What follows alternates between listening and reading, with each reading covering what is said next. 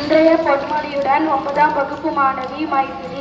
ஊக்கத்தை கைவிடாதே, அதுதான் வெற்றியின் முதல் படிக்கட்டு. நன்றி.